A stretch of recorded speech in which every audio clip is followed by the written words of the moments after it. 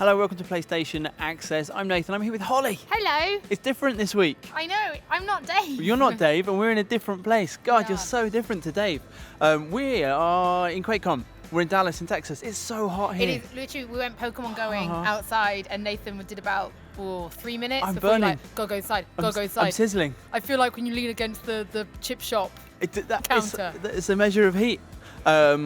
We got a comment. Our first comment I'm going to read out today is from Soul33T303. Thanks, Soul, for having such an easy to pronounce name. Episode 50 of Access granted next week. Do you guys have anything planned? No. No, is the big answer to that. We're in Quakecon. We've come to see Dishonored 2 and Prey, mostly, but also some other just cool stuff that Bethesda are doing. And the guys are like incredibly busy because we will tell you at the end of the show when we talk about the things that we're going to be doing. It's cool. But they're doing No Man's Sky next week. So we're doing Access granted just to give it a bit of variety. And so no, we've not done anything special at all apart from fly to Dallas and be really, really hot. But we do have like the so we've got a kind of a slightly different show this week. We're not going to play a game. No. We are going to run through all the comments like normal. We've got some gaming confessions, and then we're going to show you a little bit, just a kind of a tiny kind of vlog thing about what we've done here, and some information about some Bethesda games. And that's it, and that's what you can expect. But first of all, Hollie, as ever... I'm worried that you haven't given them enough reason to hang around. What are you talking about? Like, there's no adult in a onesie. I'm out. I'm not sure what they watch anyway, so this is all the reason they need. So, well, first of all, we have gaming confessions. The time for truth is nearly here, bringing tales of lies and fear. To stand a chance at gaming heaven, reveal to us your game confession. The text has come out really small, so I'm going to have to pick up my my little laptop to read it. Phil J says, his version of And Then I Never Played It Again. I got Final Fantasy VIII back in the day and realised that with GFs, I was going to ask you what the hell that Guardian meant. Forces. I could farm for the basic spells of Fire, Blizzard, Thunder and Cure and convert them all the way up to the tier 3 spells before even leaving the starting area. Several hours of grinding later, when I had 20 of each tier 3 spell on each of the 3 characters in my party, any enjoyment I had in the game had shriveled up to a dry husk. I gave up and I haven't played it since. It's the best Final Fantasy game. You just don't know. You fool. You're wrong. You fool. Well, he's not, it's just that he... The whole point of that's the junction system. That's the whole point of the game. But to he's... reward people who are smart. Well, he was smart, but then he was sick of the game. But I kind of like that. So cool. It has like the best story, the most amazing world. It's like the best Final Fantasy game. He's never left. He doesn't know about any of that. No, exactly. You don't know about any of the cool stuff. You didn't even see Battle of the Gardens. You don't even know what you're talking about. I don't know what you're talking about. Santiago Garcia Nunez says, gaming confession, last year I got Dishonored Game of the Year edition. This one I really like just because it's weird. It seems like something I would do. And relevant because we're at Quakecon. Yeah, exactly. It's not completely random. I really loved it. The gameplay, the story, everything. But then I got to the Return to Dunwall Tower mission, and in the middle of it I thought to myself, while I was in a corner, this is a good place to stop. I haven't played it since, and I don't know how the game ended. So they got right to the end and then just went, do you know what? I'm happy in this corner. And then simply stop playing the game. Like it's safe and it's I'm in the warm. shadows. Yeah, I've got everything I need. That was weird, wasn't it? I don't know why you did that. But lots of people, we want them to keep coming in, like reasons that were the thing that you stopped playing a game. Just like, you know what? No, I've had enough of this game. Just no. So if you've got any more of those, send them in for next week. It's time for comments of the week. Dave's jingle, which me and Hollie were just talking about, which you have just seen, is actually the subject of the first comment of the week from Izzy Mumford, who says, as someone with perfect pitch, every time I hear the comments of the week jingle, a small part of me dies, because the last note, a C, is ever so slightly out of tune. But I still watch every week just so it makes me #cring. Which is brilliant. #cring. #cring is still brilliant. one of my favourites. But I like it because I know that even though he'll pretend it won't, that will upset Dave just a little bit, that he's got something wrong. It's so horrible to take. I know, but he's not here. He can't do anything about it. Simon Gray says, no gaming confession, never anywhere near 301 Club, and not even hopeful of a comment of the week. Just want to say a huge thank you to all you guys at PlayStation Access for getting me into all the indie games in the store. Got to admit, I've always been a AAA kind of guy, but watching you guys play the likes of Stickbold, Abzu, etc. broaden my horizons. Thanks again. Keep up the good work. there are some good games out there, man. And I guess we are in a privileged position of being able to try out basically everything. I used to be the same. Yeah. I was adamant that I only liked AAA games. I just would literally dismiss like every single indie game, being like, no. It's not for me. And then I tried one, and I was just like. I mean, I think especially the multiplayer stuff that we've been lucky on the channel lately. Overcooked and Stickball. Push Me Pull You. And Push Me Pull You. Slippery dog game.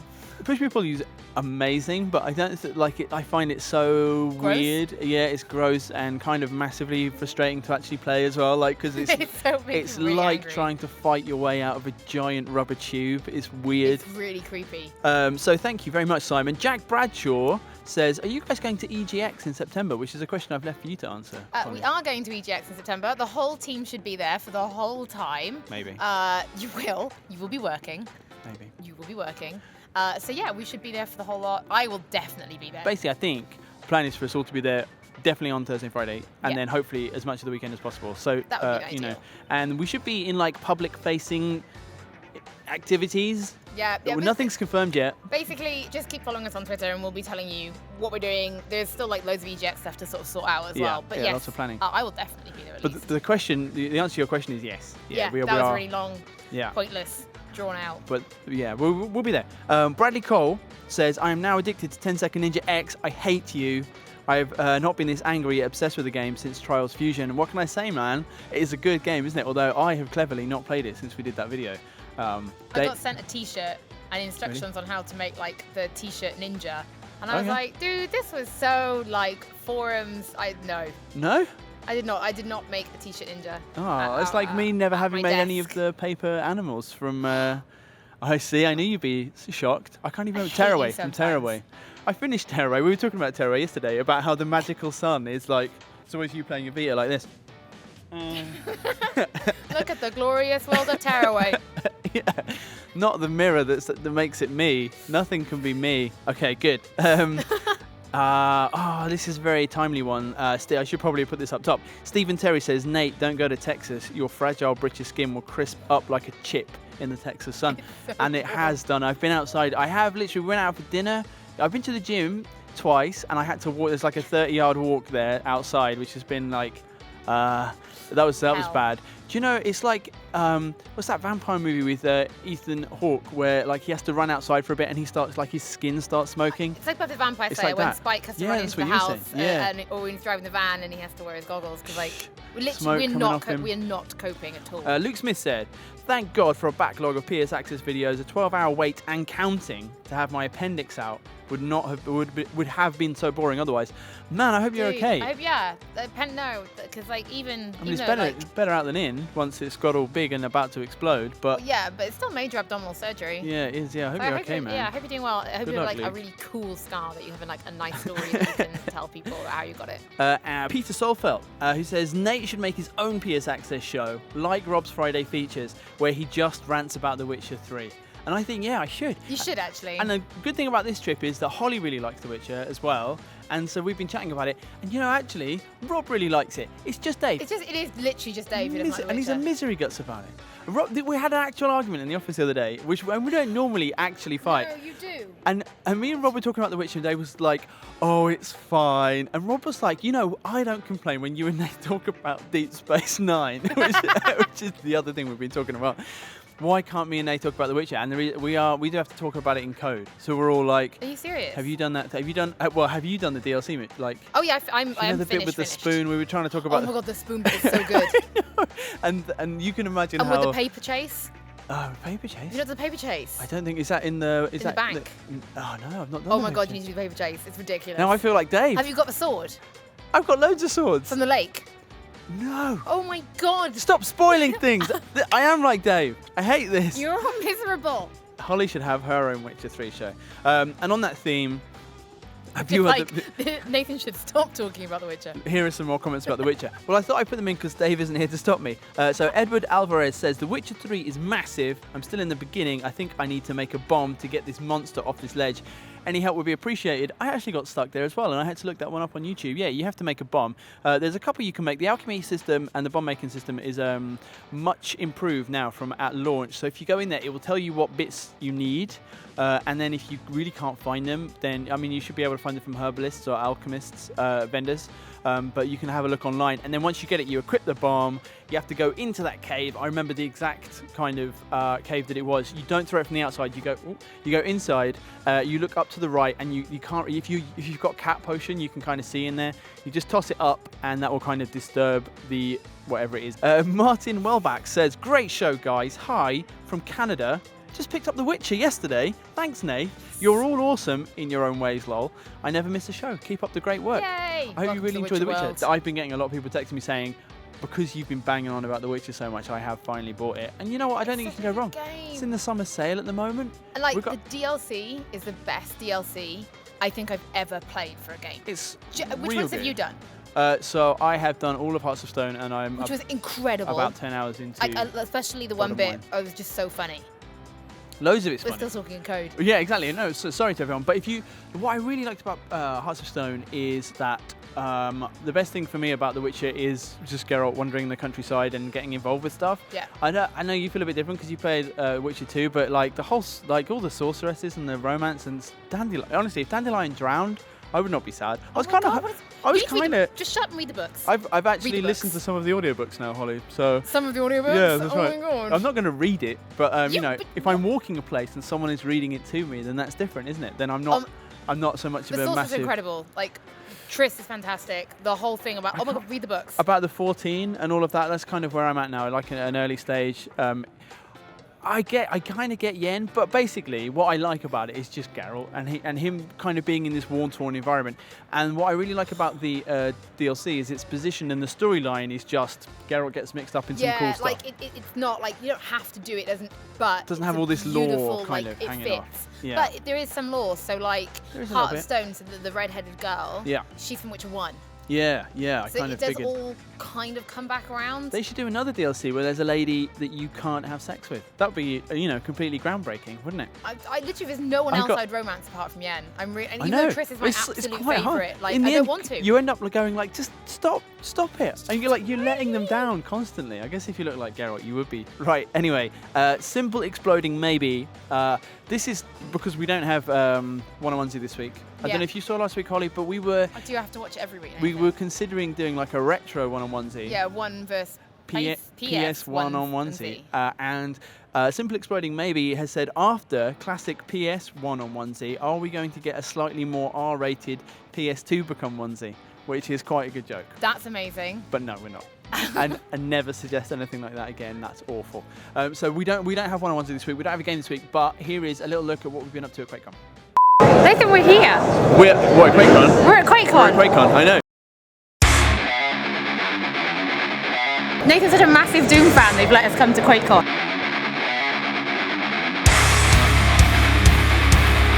We thought you guys might like to be here to take a first look at some Prey gameplay.